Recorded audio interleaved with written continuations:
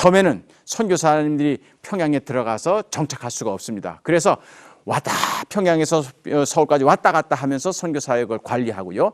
평양에 들어가서 서문 안에 초가집을 사가지고 정착해서 복음을 전하는 건 김창식 씨의 일이었습니다. 그렇게 하다 보니까 평양 주민들 가운데도 역시 마찬가지로 서양 선교사들에 대한 배척, 서양 선교사들에 대한 이 부정적인 편견, 이게 강한 거죠. 더군다나 평양은 1866년, 20년 전에 있었던 제너럴 셔먼호 사건으로 서양 선교사에 대해서 아주 부정적으로, 마페 선교사가 1893년에 처음으로 평양 들어갔다가 이기풍 씨가 믿기 전에 이 석전에 대가거든요. 돌을 던져가지고 난 상처가, 마페 선교사가 마지막 때까지 이 상처가 있었잖아요. 그런 정도로 평양 사람들은 선교사에 대해서 배척감이 심했습니다. 그런 과정에서 이제 김창식 씨가 거기에 정착해서 윌리엄 제임스 홀 선교사님을 도와서 개척 사업을 합니다. 1894년 봄에는 이제 홀 부인까지 옵니다. 1살짜리 아기를 데리고. 그러다 보니까 평양 주민들이, 평양에 남자 외국인들은 많이 왔는데 여자 외국인은 처음 보는 거예요. 더군다나 1살짜리 아기를 데리고 왔으니 아기가 얼마나 이쁘겠습니까? 그러니까 그 서양 여자와 서양 아기를 보려고 평양 주민들이 이 서문 안에 있는 이 선교사 사택으로 몰려오는 겁니다. 그러다 보니까 평양 그때 관찰사가 민병석 씨였는데, 이분이 이대로 두고 가다가는 이게 평양에 기독교가 들어오겠구나. 이대로 가다가는 이제 평양에 교회가 들어오겠구나. 그렇게 해서 이 평양을 지켜야 되겠다 해서 이제 이 양반이 자기 수하에 있는 사람들, 그리고 동네 좀 이렇게 불량배들을 모아가지고 어느 날 일시에, 선교사는 손을 못 댑니다. 왜냐하면 선교사들은 외국인이기 때문에 외교 문제가 개입이 돼서. 그래서 선교사를 도와서 사역하는 김창식 씨, 그리고 마페 선교사를 도와서 사역하는 한석진 씨, 이런 한국인들을, 교인들을 10여 명을 체포합니다.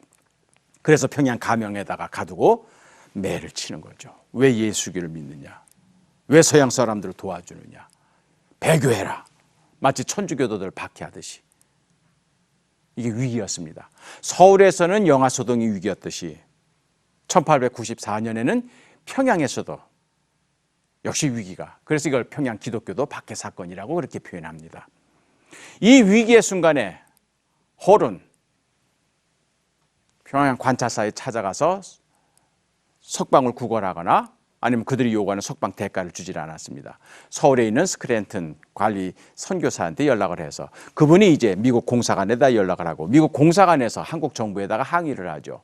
고종 황제도 자기 궁궐 바로 옆에 미션 스쿨, 이화학당, 배제학당, 그다음에 거기 교회 하는 걸 용인을 하시는데 왜 평양에서 이런 난리가 일어났냐고. 그래서 한국 정부 내부에서 평양 관찰사 민병석한테 빨리 석방해라, 교인들.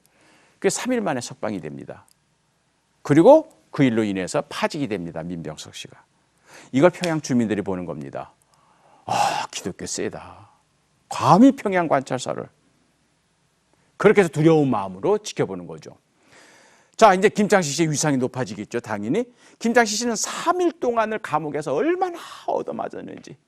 그래서 화가 나니까 이 관찰사가 마지막 풀어주면서도 죽기 직전까지 매를 때려가지고 가마떼기에 싸가지고 내다 버렸답니다. 그래서 숨이 끊어질 정도로 매를 쳤대요. 그래서 이것 때문에 선교사님들이 김창식 씨를 조선의 바울이라, 바울이 바로 안디옥 성에서 그렇게 매를 맞아가지고 죽기 일부 직전에 석방이 됐었잖아요. 그래서 그런 별명을 얻게 됩니다. 어쨌든 이 일로 인해서 이제 이 김창식 씨는 그 순환을 받으면서도 이제 그 교회를 지킨 거예요. 자, 그런데 바로 이와 같은 이 평양 기독교도 박해 사건이 있은 한 달 후에 청일전쟁이 일어납니다. 동학혁명이 일어나고 그다음에 청일전쟁이 일어나면서 이제는 평양이 제일 치열한 전투가 벌어집니다. 청나라 군대, 일본 군대 해가지고 계속, 그러니까 막 피난 가는 거예요.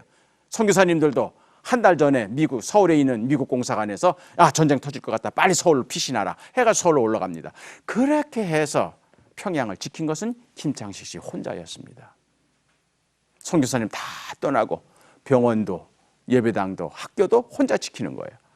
전쟁 3개월 동안 예배당 문을 계속 열어놓고 예배를 드렸습니다. 두려운 마음. 청나라 군대가, 일본 군대가 이거 어떻게 할까? 이랬을 때 김창식 씨는 믿음의 눈으로, 믿음의 마음으로 예배당 건물에 십자기를 내걸고 예배당을 지켰습니다. 그런데요, 그 십자가를 보고 청나라 군대도 일본 군대도 예배당을 공격하지 않은 거예요. 왜냐하면 이게 선교사가 개입된 단체인 걸 알기 때문에. 그렇게 해서 오히려 전쟁 기간 중에 오히려 예배당이 안전했던 거예요. 그러다 보니까 믿는 사람이든 믿지 않는 사람이든 전쟁 기간 중에 김창식 씨가 지키고 있는 이 예배당에 와서 피난 생활을 하는 겁니다. 이들을 먹여주고 채워주고 이들의 생활을 다 뒷바라지하는 겁니다. 이걸 김창식 씨가 다 했습니다. 자, 전쟁이 끝났습니다. 아직 치안은 불안했지만 죽은 말 시체, 사람 시체 이런 걸로 인해서 평양 시내에 이제 전염병이 일어납니다. 전염병이 창궐하다 보니까 또다시 피난 행렬이 이루어지는 거예요. 그런데 그때 서울에서 피신하고 있던 홀 박사가, 이분은 의사죠. 자기 선교구역에 전염병이 들었다는 소식을 듣고 이분이 서울에서 내려옵니다. 미국 공사관에서 여권을 압수하고 여행 불가했지만 이분이 자기가 맡은 선교구역에 전염병이 돌고 있다는 소식을 듣고 차마 서울에 머물 수가 없어서 이분이 일본군 사령관의 임시 여행증을 받아가지고 이분이 평양을 내려옵니다. 그리고 평양에 들어와서 전염병 환자들을 치료하다가 그 병에 감염이 돼요. 그래서 그해 1894년 11월에 결국 목숨을 잃습니다. 이 모습을 보고 평양 주민들이 감동을 받는 거죠. 평양 관찰사의 목을 날릴 정도의 힘을 가진 종교인데 그 힘을 가난하고 힘없는 백성들을 전쟁 중에 보호를 해주고 오히려 자기 동족도 아니요 자기 가족도 아닌데 모든 사람들이 무서워서 피난 가는 평양에 그 병을 고쳐주려고 들여왔다가 그 병으로 목숨을 잃는 홀. 이러한 희생과 헌신이 이제는 평양 주민들의 마음을 열게 해주었고 그렇게 해서 이 전쟁을 거치면서 이제는 평양의 교회가 크게 부흥을 하게 되는 겁니다.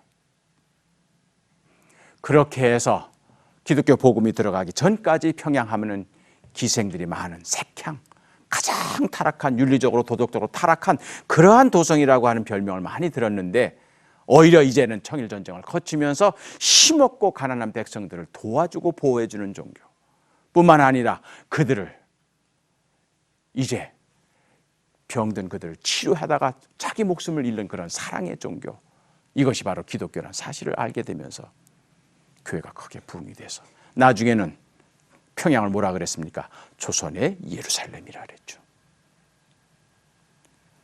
그래서 평양이 조선의 예루살렘으로 일제강점기 때 200개가 넘는 그런 교회가 돼서 사방에 평양 대동군 그 일대에 퍼져 있어서 주일날만 되면은 모든 시내 상점들이 철시를 하고 그리고 예배당 종소리가 각색의 종소리가 오케스트라처럼 울려 퍼져서 성도 예루살렘과 같은 풍경을 보여주었다는 것.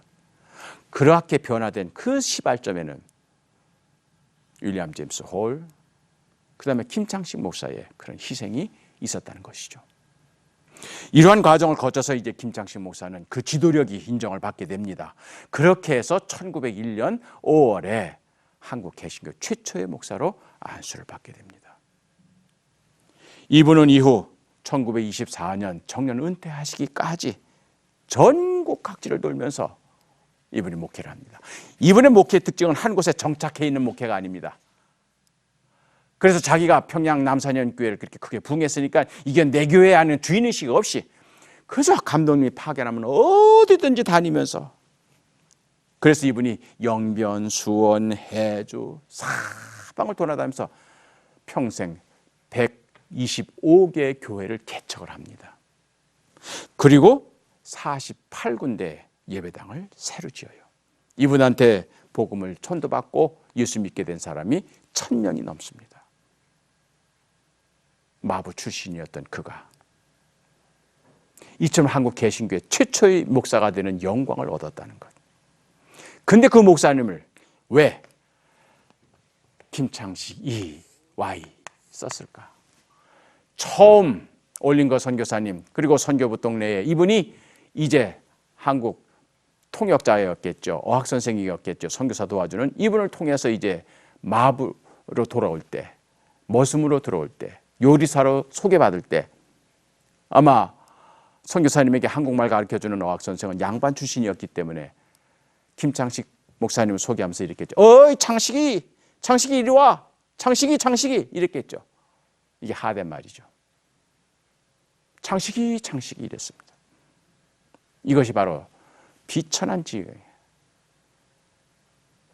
그래서 그 I자 Y자가 선교사님들은 그런 문화를 모르니까 저 사람의 이름은 김창식이구나 이렇게 된 거죠. 그래서 Y와 I가 이름 끝에 붙게 된 거죠. 김창식 목사님이 이거 빼달라고 하지를 않았습니다. 분명히 이 Y가 I가 가지고 있는 의미가 뭔지를 알면서도 김창식 목사님은 그걸 빼달라고 선교사에게 요구하지 않았습니다. 낮은 자리, 겸비의 자리, 그것이 결국 김창식 목사님이 끝까지 지켜야 할 목회의 자리인 것을 그분은 아셨기 때문이었죠.